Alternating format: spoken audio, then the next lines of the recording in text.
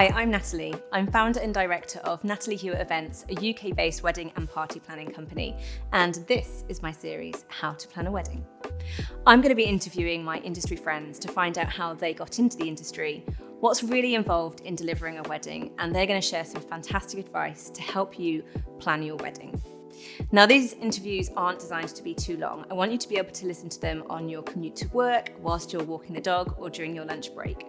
I've worked in the industry since 2012 and I live and breathe events, but I completely understand that for a newly engaged couple, the whole process can be incredibly overwhelming. So during our conversations, we're going to introduce you to the wonderful world of weddings.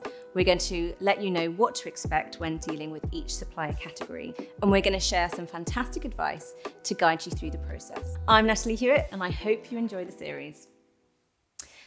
Today's episode is How to Plan a Wedding with Holly Clark and Benjamin Wheeler, in my opinion, two of Europe's top wedding photographers. I adore their individual styles and can vouch for the fact that they are two incredible humans. They're always jet-setting around Europe, photographing royals and celebrities, weddings and parties, so I'm very lucky to have them pinned down here in London for once. I'm really looking forward to our conversation today to find out a little bit more about them and what they really get up to in the world of weddings. Their backgrounds are very different. Ben went to university to study photography before he started his career in luxury fashion, whereas Holly, like me, was a planner when she was handed a camera and, thank the Lord, fell into photography through that way. So let's get started with that, Holly. Were you always interested in photography as a teenager, or was it just something that you picked up when you were asked to start shooting? So, hi, Hello. thank you for having us today. This is very exciting. Thank you for being here. I think I've always had an interest in people. Mm-hmm. I think that comes almost before my interest in photography. My interest in people was kind of very much my long-standing sort of passion, what makes people tick. I think, my degree is in psychology.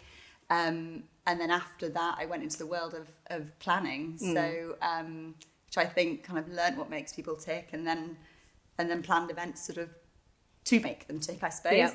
And then naturally through that, through my passion for people, capturing those moments and the events that we were planning, that's where I sort of started. And I think the company saw me as, I was on site all the time. Yeah. So you can take the photos. It was quite easy for me to then, with my love for it, then take all the photos of these amazing events that we were planning. Did a lot of work during the Olympics.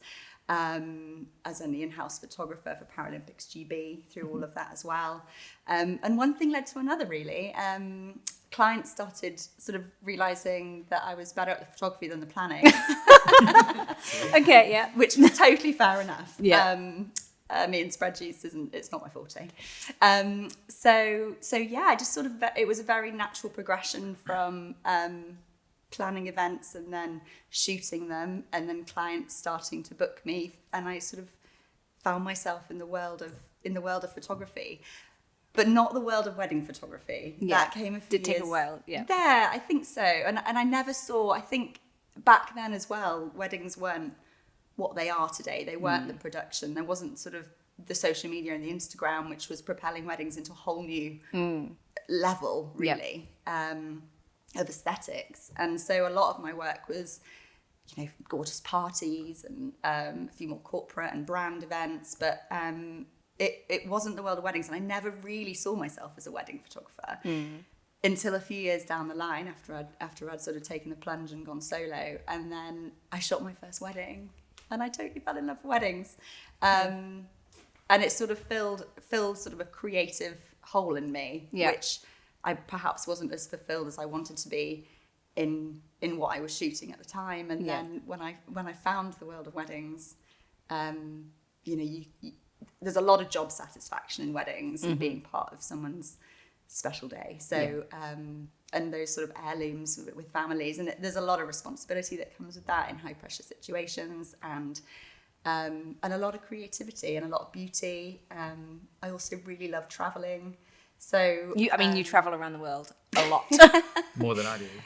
I love getting on a plane. I really love it. So I think you know, having those different backdrops also sort of ignites something in me. Yeah. And so, yeah, one thing led to another. Thank goodness. And then I became a destination wedding photographer, which, and I haven't really looked back since. And yeah, I think I'm always very grateful because I do love what I do. But but that's kind of how I fell sort of naturally into the world of weddings. And yeah, very grateful for it every day. Yeah.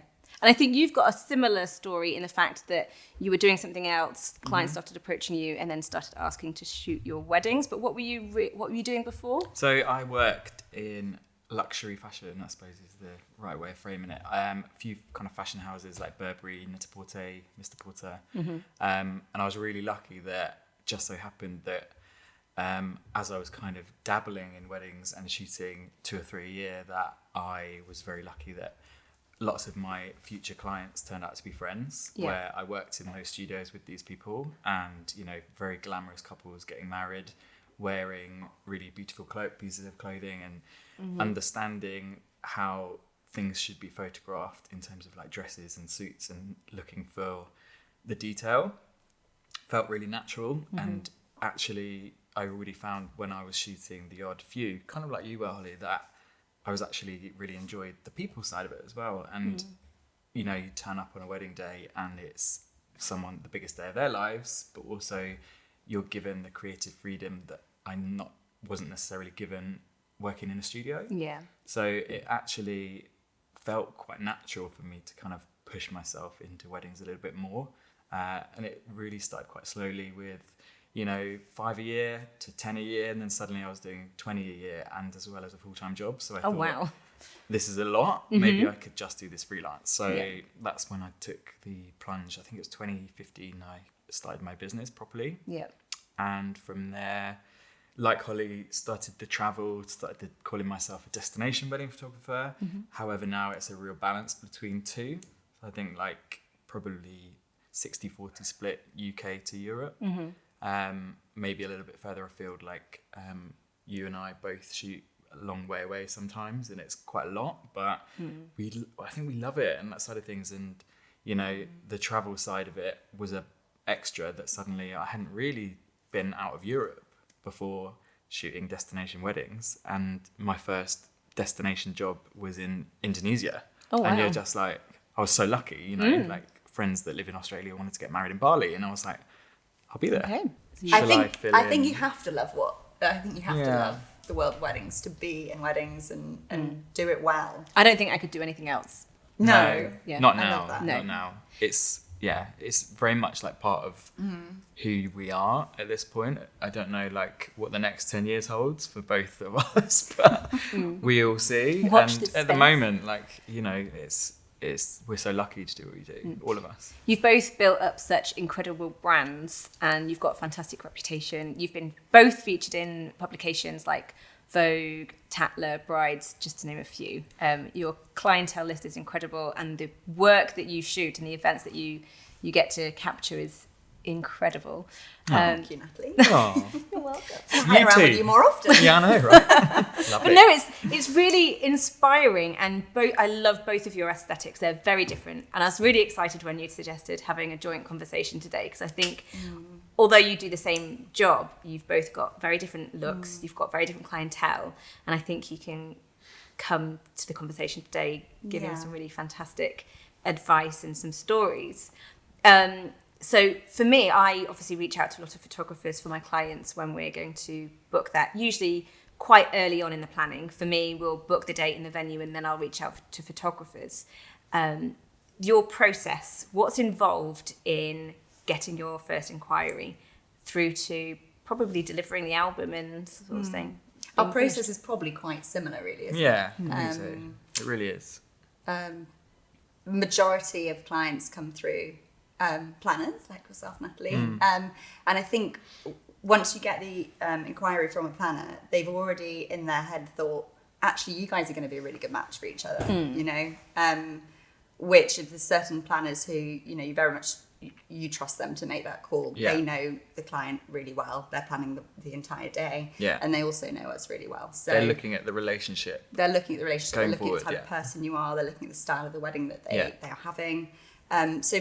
So a lot has also kind of gone on Filtered before out. and been filtered before you even get that call.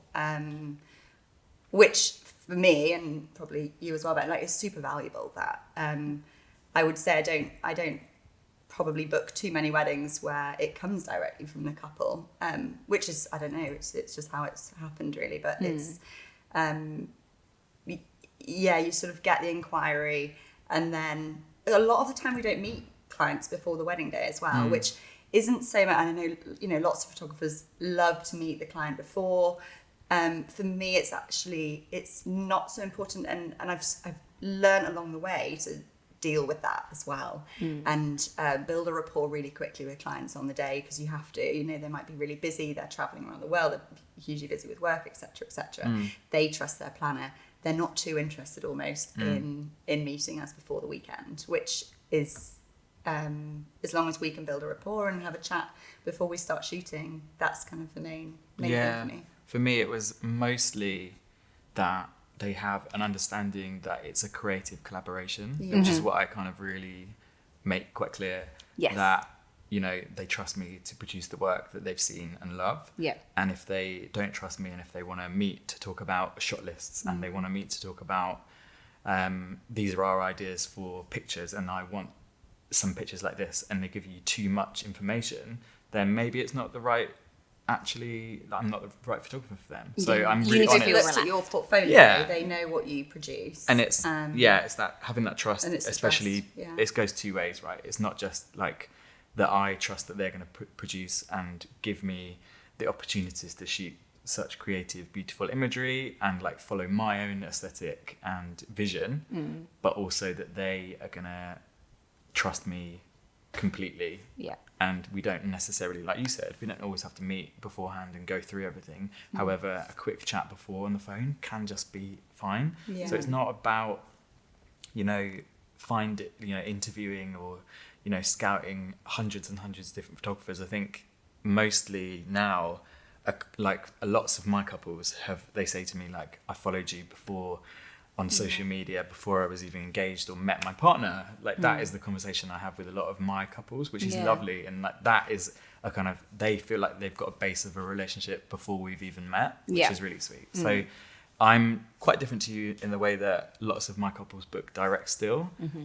When it's booked through a planner such as yourself or anyone else, that's great as well. But you still make that effort to chat to the planner to say, look, it's got to be collaborative. Because I need to understand that I'm given the tools to produce these photographs that you see, not just, I can't magic up something that they don't have the production value, or the lighting isn't right, or, you know, you can't just get married in a dark room and book me and Holly and expect the beautiful it to work look to just happen. And we were talking about this earlier actually, and the fact that actually, once you know you book a wedding, the next process is actually to look through that timeline and make sure that enough time has been allowed for us to do our job, because and for that trust to be in place to do our job. You know, I've in the past got schedules through which don't even mention photography at any element in the time schedule for the day, and it's such a huge part of the day. And yes, you want weddings to evolve, and you want to capture it's that sort of very much a balance between the portraiture and, you know, the more set up perfect shots, I suppose. Yeah. But if you need to also let the day evolve in front of you and be a fly on the wall, and that's where you get the emotion and the genuine moments, which for me very much tell the story and give a photograph deep meaning. And I think when you look at someone's work, hopefully you can see when a photographer's really interested in that deeper meaning as well, and it's not all just the post shots of the bridesmaids laughing with each other. And couples will say to me they don't want, and I think this is probably an old-fashioned thought process, but they don't want their photographers to do lots of lined up poses. They don't want to be taking photographs for ages. They want lots of candid natural shots, and I'm always reassuring them, the photographers I work with, that's how they work. They're quiet, they're there, but you don't really know that they're there. When you're having those quiet moments of portraits, they're there to direct you, but having a really fantastic connection. Be everywhere but nowhere. Exactly. Blend into the background. You mentioned like the family portraiture, family group photos. Yeah. But for me, I've gone like full circle on this. When I first started my business, I was very like, I'm just going to do documentary, editorial focused, and it's going to be fleeting moments, and I don't want to do too much staged group shots. But however, they are so important to like the word you mentioned already, legacy. And they're the classic photos with no shelf life. Exactly, quite, and they are completely timeless, but they also have to fit your creative style, and they can't just be half an hour long and it's up against the wall or a tree in the garden, and it has to have for me has to have a sense of purpose and place and a bit surrounding. of creativity thought into it. Yeah, and they don't have to be boring, and they don't have to be something that the couple themselves like really resent, because they're like, you don't oh, want we to rush don't want through them. I often, even now, and yes, we're saying it's a bit of an old-fashioned point of view. Yeah. A lot of people say, oh, you want 5 minutes spent on family portraits. Yeah. And I think, oh, it's, But then they might be a list of 50. They can be so beautiful, and I think a lot of people have in their heads that they are just a line of people, whereas actually it might be the only moment in your entire wedding day that you get, where you have granny, mum, dad, sister, all in one place with all their faces in one photograph. That's so lovely. And actually, yes, I will have that classic shot of everyone looking at the camera and it's timeless. But then I almost sort of come in, everyone's looking at each other, laughing with each other. And then that's the shot for me. That's the moment. And I think that shot is a special one. So it's posed, but it still can. Yeah. But if you left the entire day to documentary, you'll miss some really important moments, and bringing the ones that go up on the three mantelpiece. generations together, four so generations. they are so important. But like you said, I actually now think about it a little bit creatively before the day. Like, okay, if they're not huge group shots, and if it's a small wedding, or if it's like 10 people in a shot, for the grannies, the grandpas, and parents in a room, can we do it in the same style as I would approach the couple portraits, and actually make that a real moment that they'll remember? Because it's so important to have that memory, as you said. I think it's just like, and it's something that I always used to kind of like push to the back, and for me it's difficult to now not do that. And people do expect to always do group shots, but it's the balance between a couple understanding that and also saying we don't need too long, because it will take away from actually enjoying what you've paid for and invested for. Having stuff like, the reception, champagne reception, only maybe an hour. But if you're in a room doing family pictures for 45 minutes, you're probably going to miss all of it. So just having that expectation that if that is super critical for you and you've got 30 group shots to go through, then understand that you're going to miss a slice of your wedding reception. Yeah. So, or do a first look. Which Yeah. I always love. love that. Enjoy And that. then you can enjoy your reception, whilst also have all your family photos before as well. So I think that do love a process, first look. of doing family photos, the couples want it, but it can be very overwhelming, because they think that they need 50 different group shots. And I will often say to my couples to keep it small, because I think we'll run out of steam. And what I like to do is, if the drinks reception's an hour and a half, say, enjoy your drinks reception for 45 minutes. Then towards the end, let's go and have the family group shots. And when the guests are going to sit for dinner and finding their seats, let's take you two off for your portraits. Then you're not missing out on your drinks reception as well. That's pretty But I think much how I used to pre-plan it. Yeah. I think once you've planning something really efficiently, planning is so key to actually bringing out. I'm the most creative if things are planned really well. So then you're not worrying about the planning at all. It's all done, and then actually you can just be the best version of yourself on the day, and you can get through family photos pretty quickly if you know in advance how many people are in the photo. If you know your location, you know what the light's doing. You can add when I get lists, I sort of add people in order and subtract, so it's super efficient, so people aren't coming in, they're coming out, coming in, and that things like that make a really big ordering those shots. photos, and then also maybe and so having putting them in a someone really who good knows order. everyone to so Put best man, chief Yeah. bridesmaid In on charge. it, and to support you through it, so you can get through But it. it's that, like you guys have said, it's the collaboration between planner, couple, photographer, videographer, that everyone knows what is going to happen. And if things are running to time, fantastic. But also, I think we're going to talk about it, but having a wet weather plan for family pictures as well as portraits is so critical, and not just okay, where are we going to do that in the last minute? Yeah. But also understanding what the couple might quite like, for me, is important. So if they know the venue better than I do, then it's going to be, where do you suggest, or where should we go, or what do you love about your venue that I might not have seen? Yeah, they might have had a special moment there. They might have got engaged there. I might not have asked that question, because, you know, we do 20, 25 weddings a year that sometimes we don't always have every little bit of information, and there might be a really lovely story somewhere connected to their venue, or there might not be. So they're looking at you to be creative, which is fine. But understanding the relationship between you as a planner, photographer, and if the filmmaker wants to come along as well, like, for me, is quite important, because there might be some really nice moments that necessarily they're so critical to their story, and getting that on video, if there's a filmmaker there, is so, like, I'm aware of everything. And we talked about it earlier, but don't get in the way of guests. That's my thing. So, like, when you're cutting in for, say, there's hugs and kisses after the ceremony, the last thing I do is, right, come on, let's go. It's not about that for me. It's waiting until there's a moment to take them away for 5 minutes. Yeah, and I think because reading the room. My couples will say to me, we really want to be able to just relax and enjoy the day. We don't want it to all be about photography. And yes, they want those photos, but they want the day to feel very relaxed. And you are pulled in so many directions when you're the bride and groom, and I often feel so guilty when I'm like, I'm really sorry, but now we've got to do this. But they're very understanding. But I will often hear couples say to me, oh, do the photographers need to go to the venue beforehand, like maybe a few months before, just to scout it out? And I'll say no, they work at loads of venues all the time. And it's all dependent on the light, I suppose, and you know, their experience. They know what they're doing, and on the day they'll come and have a look around. But if it's such a good point, Natalie, and I think I actually get most creative when I'm shooting in a venue I haven't shot before. I know lots of clients see, you know, you work in Villa Refusi, that's fantastic. So I want to book you because you know that venue really well.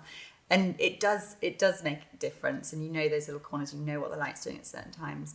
But you also have an advantage in a new venue, because you do get your creative juices start flowing, and you get quite excited by that as well. I think it's totally easier to shoot in a place that's new. Yeah. Than it's kind of the opposite of what most people think, though, isn't it? Because the last place you shot, you might be there 2 weeks in a row, but you are suddenly a bit like, oh, what shall I do? Different. If the light's different, you may not be as comfortable. Yeah. And actually, creatively, it's so much better to approach a fresh venue, even the day before, the evening before.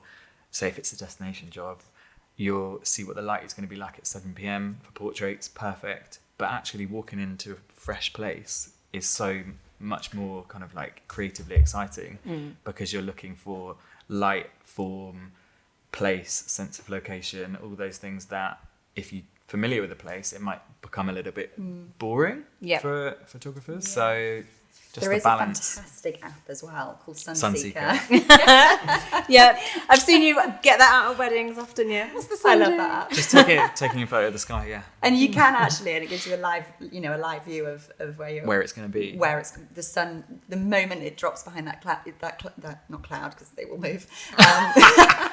The building, the mountain, whatever it might be, and you know that's going to be at 6:35 in the evening. So it's super good for that. And you know, so if you go the day before, you're at 10 o'clock, or if you go a few months before, you still know that information, which is handy. And talking about working collaboration, that's also information like that is amazing. Like, we've worked together multiple times, and going through the schedule and actually going, okay, well, the sunset portraits, that's great, but there's also, you know, 2 speeches during that time. So let's kind of, you know, you can rejig things slightly. And I know, Natalie, you're not a fan of splitting speeches in between every course. Well, no, I know. Neither am I, don't worry. No one is. And I'll tell you why.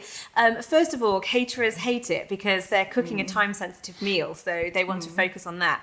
And everybody will always tell you their speech is 5 minutes, and it's not. It'll go on for 20 minutes. So then you can ruin food. But also, you guys, you work such long hours. It's your only opportunity to have a break. And I'm very cautious of looking after my team on the day.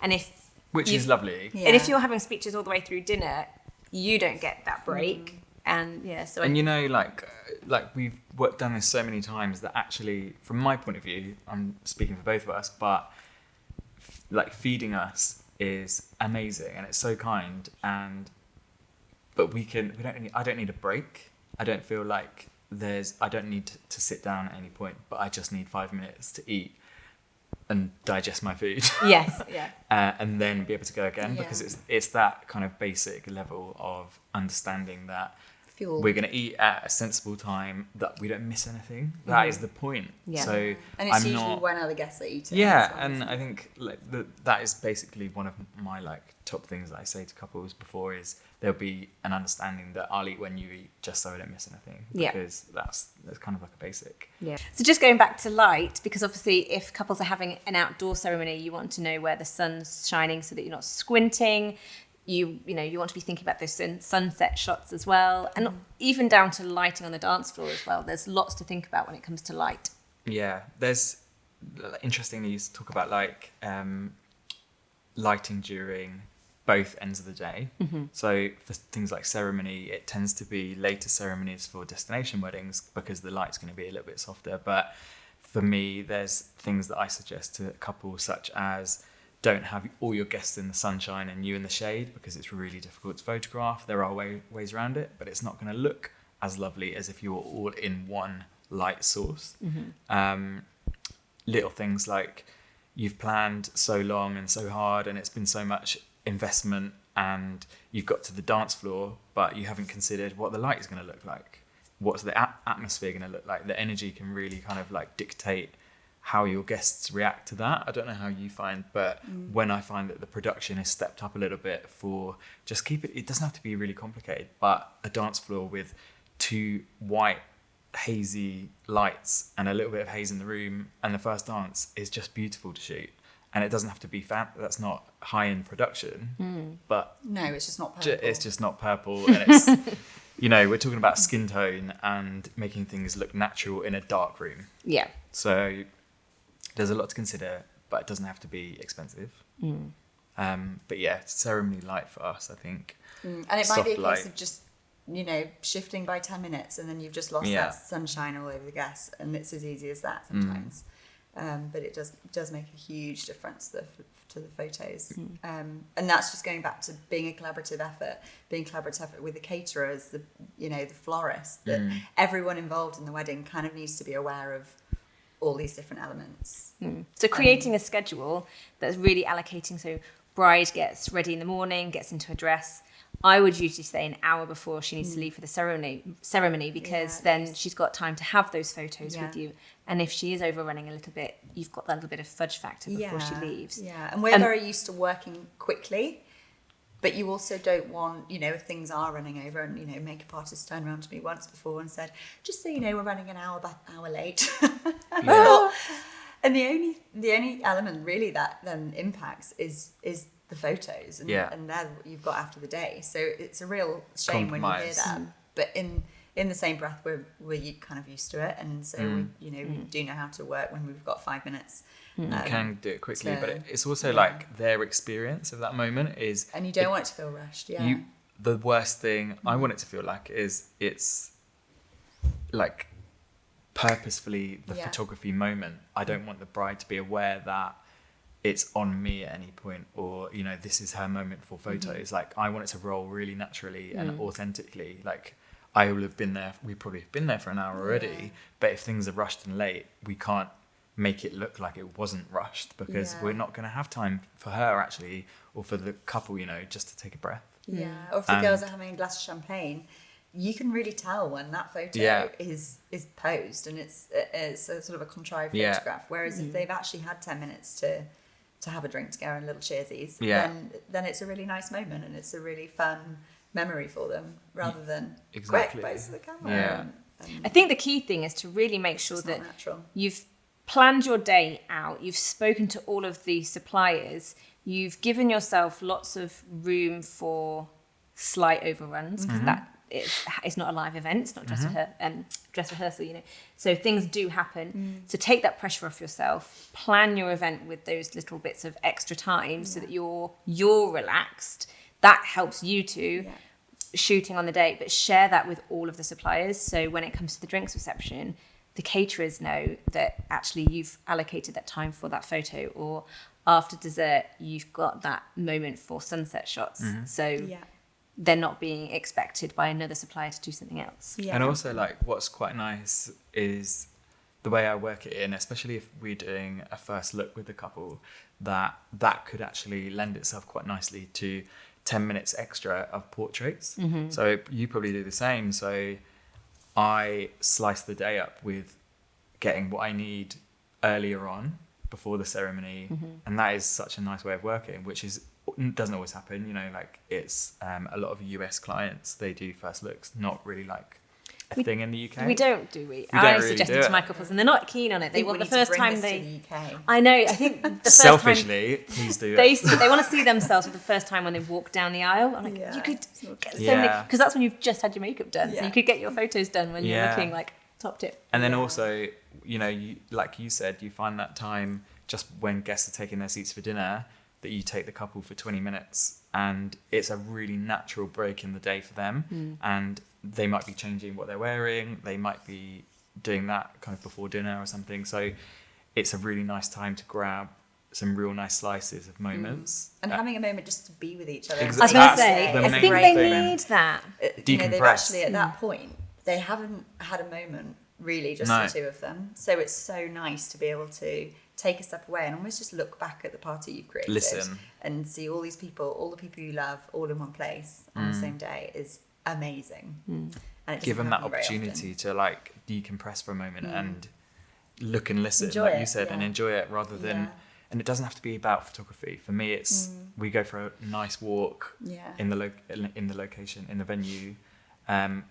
Again, somewhere that they might like rather than what I think works. I'm really confident of shooting until it's pitch black. So, like, it really doesn't have to be as the sun's going down, because How often do dusk guests time. say to me, do you not need flash? Exactly. it's Right, no, it's good. fine. I know what I'm doing. Cameras are pretty good these days. Yeah. But yeah, having that, like, working relationship that you know where we've gone, the couple can actually relax for a moment is so nice. Yeah. Yeah, and we can get what we need. Yeah, and I think, you know, to a certain extent, weddings are very similar. There's a certain formula, you know, you get ready, have the ceremony, drinks, reception, dinner, dancing. However, what makes each wedding really unique is those spontaneous moments. And as a photographer, you need to sort of almost throw the formula out the window sometimes and let those happen in front of you, because that's what makes each wedding unique. Those moments which are not in the schedule, they're the important ones for us. And that's where you can really capture the energy of the day. That's when you can capture the atmosphere. When you look back on them in 50 years' time, you can remember how you were feeling.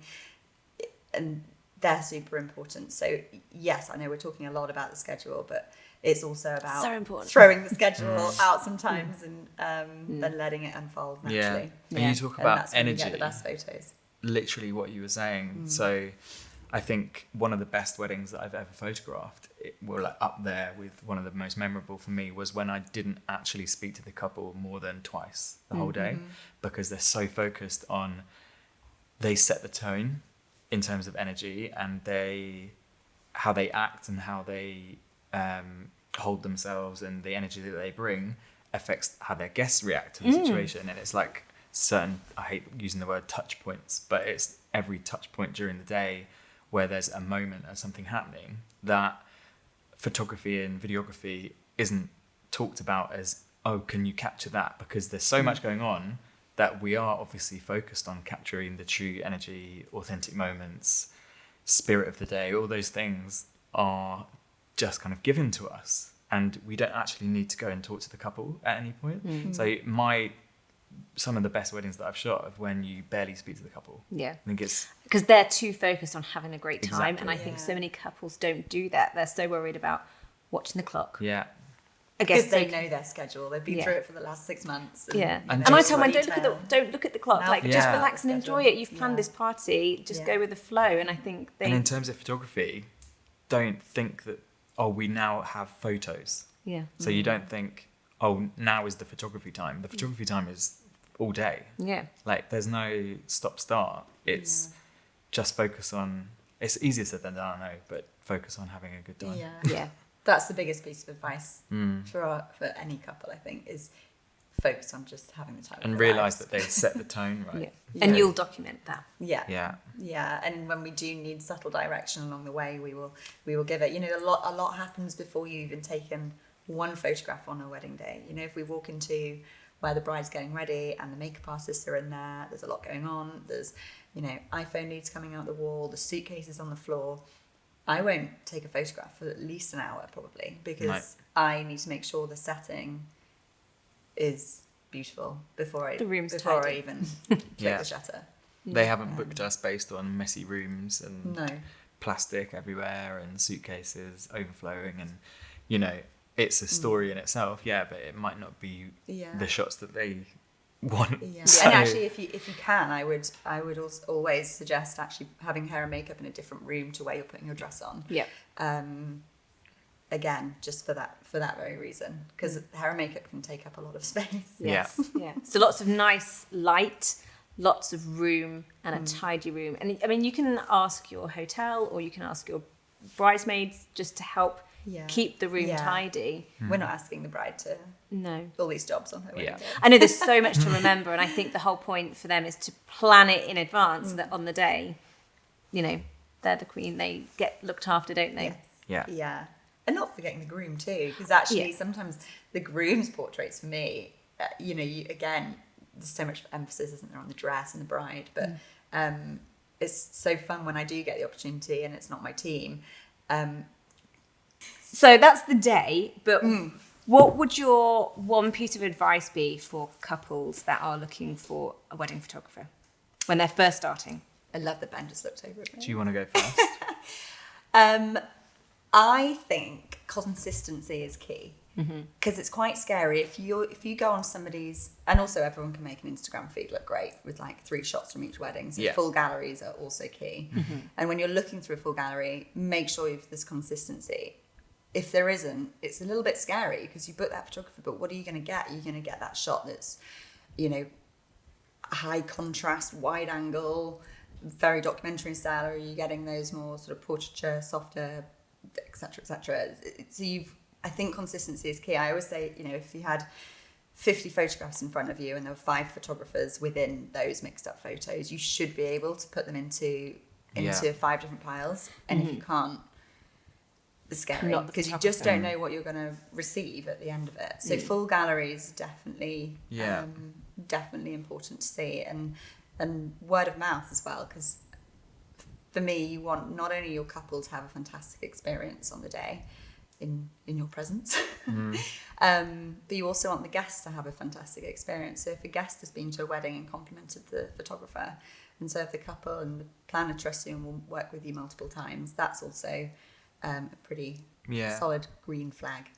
I'm pretty like relaxed in my approach, but I think my brochure says artistic, relaxed and honest. That's my kind of like branding, I suppose. But the fact that it says relaxed is how I approach the wedding as well. It's not just in my work, that my style is relaxed, and the way that I shoot portraiture might be a bit more relaxed than other photographers because it's not too structured.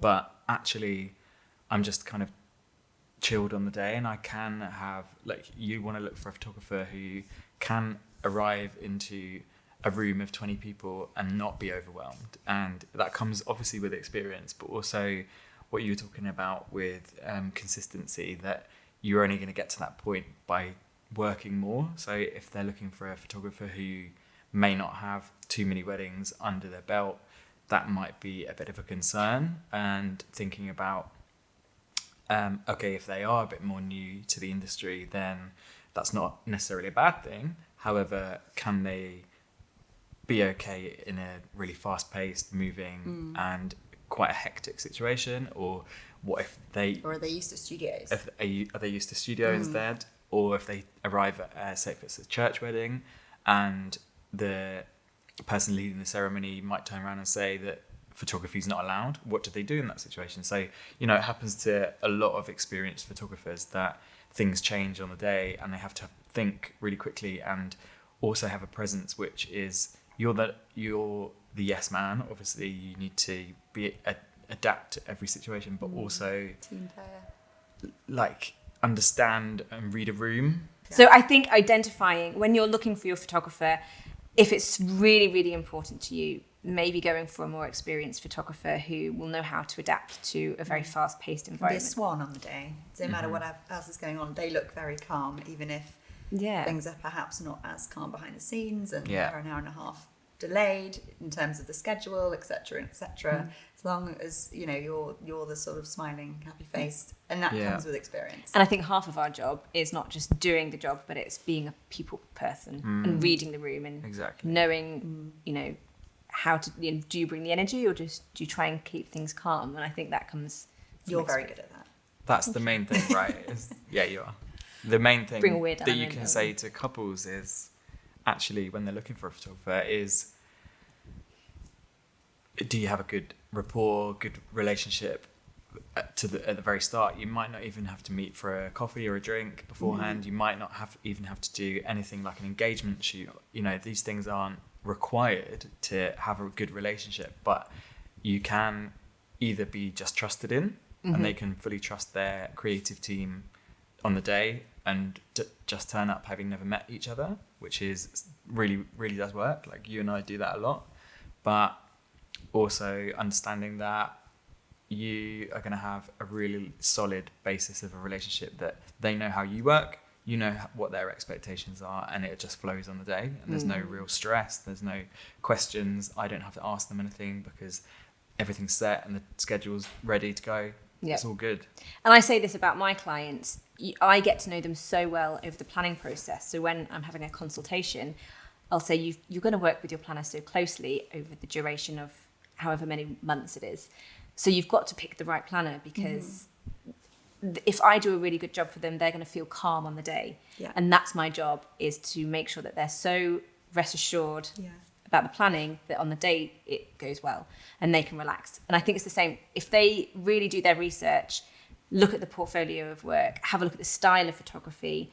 Is it very relaxed? Or book your photographer based on so many different factors that are really important to them, because then they're not going to be worried about it on the day. They are going to be relaxed, and you're more likely to get the shots that you want to capture, and they'll get the photographs that they want to put on their mantelpiece afterwards, because they're relaxed. They're not stiff or worried about it. I think, the likes of Instagram are also really good at being able to understand someone's personality before you work with them a little bit. And, I very much try and add a little bit of me in every now and again, so people can get a sense of who I am as well. And hopefully also you can see that within the imagery. One other thing I've really noticed is also looking at a photograph and thinking, is that a great photo, or is the subject within the photo really beautiful?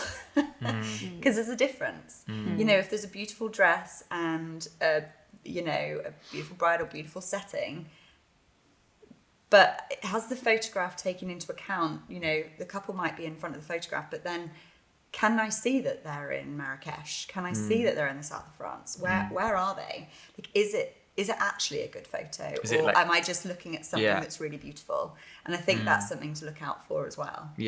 Don't be drawn in by the Instagram world of like, wow, that's amazing because the couple are beautiful. But actually what you're saying is like, does it tell a story as well as being technically assured? Is that actually good work? Totally and I think once somebody's technically sound in their profession and what they do, then we can, then you can go out your comfort zone. As a photographer, once a photographer's mastered the technical aspect of it, it then allows you, and your style and your consistency, it then allows you to come out of your shell and get even more creative. But that's really important sort of to do first, and editing you can only go so far with, you can't. I talk about that quite a lot, like consistency in your craft, and that is what breeds confidence with your couple on the day. And also how we work as a business is referrals generally. Like you will be referred through friends of friends, and your work for the next year might come just from referrals. So for us, that's so important. But also, if for a couple looking for a photographer, that is what to look for, because they are completely comfortable with that consistency and that level of technical ability, creative ability, I think is a huge thing to look for. Yeah. And you have a huge amount of work to do on the day. I've seen the hours that you work. But then I suppose actually after the wedding, that's when your hard work really starts, because you've got to back everything up, edit it, and then deliver it, maybe do an album. Yeah, in fact, that's a really good point, Natalie. I think, obviously, you know, if you work with photographers of a certain standard, you know that actually their backup processes are going to be spot on, and you have nothing to worry about. But it is a really good point. What are those processes? Maybe ask, if you're looking for a photographer, maybe ask them what processes they put in place to make sure those photographs will not be lost. I mean, I don't know how you guys don't have bad backs, but I see you carrying like 3 cameras around. No, I have physio every 2 weeks. Do you? Oh man. But yeah, I need my sports massages and my acupuncture every Good in my work. shoulders. because it's grueling, because heavy. you're capturing everything on as many cameras as you can, so you've always got a backup just in case. And then That's the other side of like the consistency is, as creatives like that have been going for a number of years, that we are fully confident in ourselves, that we know exactly where we're backing up everything up. We shoot to multiple cards. And we invest heavily in our like processes. So 2 weeks ago I shot a wedding and did 30 rolls of film on the day. So you have to have that confidence that all that is going to be taken care of, and everything is going to be backed up and processed quite quickly, as well as the digital side. So it's those kind of things that booking a photographer who may offer film, but are they actually astute in kind of like the procedure after the process? yeah, procedure. It's not procedure. Feels like and actually something that's really important I've found, especially in the last couple of years, is receiving images very quickly. And I'm sort of torn on this one, because Teasers. a way, yes, a teaser, obviously super important sometimes for publication, press, etc., whatever that might be. But in a way, my heart is saying, I want you to remember that wedding in your mind, how you remembered it for a couple of days, and not through the photographs that I'm about to deliver for you. And I want the couple to almost have a couple of days to relive the memories. I think there's pros and cons, really, because I do want them to just remember it how they remember it, rather than almost through our lens. But then, having said that, if, for example, after the welcome party, I can deliver, say, 5, 6, possibly 30 images to a couple, it also gives them, and they love them on the wedding morning, it also gives sort of an extra level of trust to the relationship. 100%. And then on the wedding day, they're far more relaxed because they can see how awesome they looked the night before. Yeah. So there's a few pros and cons. How do you find that balance? I always make sure that I will aim to deliver a couple of previews within kind of 48 hours. And it's almost a must now, I think. Yeah, and especially because, guests with cameras at weddings, it is just a thing, unfortunately. Couples don't want those out there. They want your photos, don't they? But do they? Because sometimes I find that there might be, for instance, these days there are people that are making a career from doing behind the scenes content instead of having a photographer or videographer. And those things are the instant world, and they're relying on slow down and enjoy the moment. Really slow down. Yeah, but also you don't have to do like anything now. it's a bit of a kind of like flip to a huge, like, we're quite a considerable investment of the wedding budget, right? And if they are eager to share something that we haven't captured so quickly, quicker than we can get home, back up, sleep for 6 hours, come back to the day 3, for example. Oh, you sleep? I You're allowed sleep. to I do sleep? sleep. Occasionally. Occasionally. Not often. Like just the actual logistics of being away for a weekend and shooting a wedding, but turning up to the day 3, say they're having a brunch or a pool party or a lunch in the afternoon, then I want to be in a position where I can share even like 2 images, because I know that people will be on their phones, on their cameras, that you might have guests that are photographers that have already flipped 10 images and put them all over social media. So there is a kind of expectation that we will be on that. And I think whilst it's not a bad thing, It's a luxury now, really. To it really have, is. and a luxury / also getting very normal. Yeah. to have them very quickly. Yeah. Making your job, I would say, a little harder. It's very different from how it used to be 8-10 years ago. And I joke when I've worked with you in the past, and at the end of the night I'll say to you both, so I expect to see all the photos tomorrow. And I know I'm kidding, because I know... Joking, not But joking. you're not. Joking, not joking. No, but I am, because I know that's what people ask you, but I know how long it takes for you to, when you're juggling other weddings and projects as well, you've got to go home, you've got to But also save important back up. for you, and previews for the planner of the setup and the tables and the design. Yeah. Try and incorporate those into the preview too. I want to do that, because that's also what you're dying to see. So it's sort of it's pleasing everybody. But one piece of advice I would give: try to have the phone-free ceremony. 100%. At least, and quite often the announcement comes after the brides walk down the aisle, and there's so much photoshopping you can do when the mobile phone is in iPads. front of someone's face, and they're not, and guarantee it's not going to be the best photo. Yeah. Also, that's so, So important. please don't take it. It's so important because that's a key moment, I think, not to have phones out. hugely, because think in 20 years, I don't know how long the It smartphone has timestamps. even got for being obsolete, but I don't think these images are going to be Timeless when you got timeless. And even in the next 10 years, when you see iPhones, iPads, smartphones in imagery, we're going to look back at it like we looked back at the huge brick phone in the early 90s. I think it's pretty similar feel. So think about the timeless nature. Chip in our arm, and then we won't see any phones. I think the way that technology is moving, don't introduce things in photographs, especially that block your guests' faces, that are going to date your pictures quicker than you can share them. So just be kind of aware that I would have a total phone-free. I think it's nice at the very start of the ceremony, before it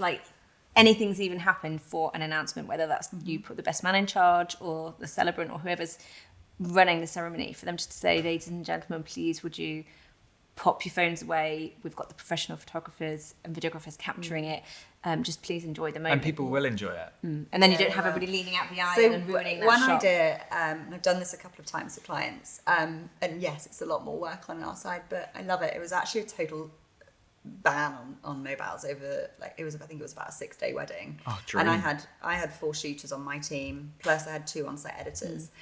Each guest in their bedroom had a QR code. They could take a photo of the QR code, and they had access to a gallery. So after every single day, I had my team doing an overnight edit. Oh, my So by 11 o'clock the next morning, guests had photographs and portraits of themselves. They had the setup. They had a whole story told in the gallery that they could use, because no phones were allowed. And yeah, of course, that's more work for us, but it also gave us Control over the images that were being released at the wedding, and far greater. Let me guess, it was an amazing wedding. Pleasure for the guests as well, and they were in the moment. And They had a better time. they also got some, good photographs of themselves rather than a Endless. rubbish one on their iPhone. So I know not everyone's going to have a team of on-site editors on site. No. but it just shows that basically anything that the clients, if they really think about what they want from their wedding and they chat to you, there is always ways of you being able to tailor make your proposals to incorporate, that extra shooter, or that quick turnaround with the editing, or take this bit out. So your first proposal that they might receive when they email you isn't going to be set in stone, because they can work with you to tweak it a little bit. flexible, and it's curating coverage and a team which is fully suited to the client. Yeah. Well, I love working with you too. I think you're We love working so with much you fun. too. When can I see Holly, Ben? When will you ever do a wedding together? Today. Yeah. Now? Is this not? That could be okay. fun. Let's do it. I No cannot. pressure. I can't wait for our next projects. Thank you so much for your time. Now I'm Thank finishing you. all of my interviews with a Pleasure. quick fire-round question Q&A, just so that we can get to know you a little bit Let's go. better. You can't think about these answers, okay? You just need to shout them. So I'll. Who's going literally- first? Shall I ask one question and you both answer it? Oh no, that's Go. No, because then Holly will think about her answer. So, Ben, favourite holiday destination? Italy. Holly? Anywhere new. And You just love to an travel. adventure. I just Yeah. love new places. Yeah. Are you a tea drinker or a coffee drinker? Double espresso. Mint tea. Are you night owls or early birds? Oh, Both? I burn the candle at both ends. I like sleep. Yeah. I mean, I've done a 9 a.m. call with Ben and he was half asleep, so I would say you're a night owl. Yeah. Night owl, nature of the job. Yeah. What's your guilty pleasure? Downton Abbey. Is it really? Yeah. Oh. I can answer this really quickly, but people are going to judge me so much. Oh, I know what it is. We are here to judge, so share it. So it's because I'm northern and, you know, my grandmother loved it. Yeah, Don't yeah, explain it. Yeah. Don't justify it. What's your guilty Coronation pleasure? Street. Okay. No Terrible. judgment. No judgment. Okay. Who's your weird celebrity crush? A weird celebrity crush. Or just celebrity crush? Sienna Miller. Okay, yeah. Me too, actually. Oh, me three. She's gorgeous. And Michael Bublé. Is it? Love him. For the music or for him? Oh, everything. Okay. Not for his Christmas album. Holly Jolly Christmas. Oh, there it is. Okay, we're going karaoke. What's your song? Something by Jay-Z. Oh, yeah. Or no, Dr. Dre. Forgot about Dre. Do you know R&B? Bit of hip hop. A bit hip hop. Hop hip. Hop hip. Karaoke song. No, I don't know. If you're gonna sing me a song, what would it be? You wouldn't want me to sing you any song. Not So even Holly would be at the back, Bublé? not actually taking part. Probably. Okay. Bublé. Spice Girls. Oh, okay. Favorite Terrible food? answer. Favorite food? Pizza. Granola? My answers are so niche. That's acceptable. Okay. I love a good granola. Love Oh. Do you know what? It's And if I can't sleep, I'll get up and have some granola. Yeah. Greek yogurt, oat milk. What do you put on your granola? Sends me back to sleep.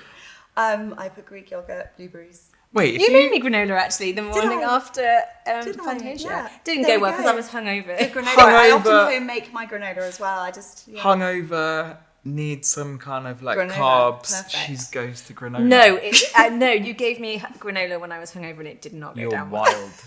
Didn't go down well. Okay, last question. You've won big bucks on the lottery. What's your first purchase? Oh, like a kit all over. Okay. very Not on even- brand, Ben. Very Yeah, on brand. keeps its value. Okay. Better than Very cars. sensible. Ooh, I would. It would probably be like an experience with. It would be a really great party with you, Natalie. You don't have to say that. I thought you were going to say travel more. Well, no, it would probably be somewhere quite cool. I think having experiences with friends and family and A destination party. some sort of destination party where you could treat everybody you love to once in a That's so lifetime. nice. Oh, Something it's better than mine. super I know, epic. she's so thoughtful. I went. Memories. I went full boring. It Yeah. was. Thank you so much. It's been so great Pleasure. to chat to Great, you. it was super I've fun. learned something new. It was super fun. And I can't So wait for our fun. next job to go. Woo! Congratulations on your engagement and good luck with your wedding planning. I hope you've enjoyed our conversation today. Don't forget to like, subscribe, comment, share, basically all of the buttons below, and stay tuned for more in the series as I talk to my industry friends to guide you through the process of how to plan a wedding.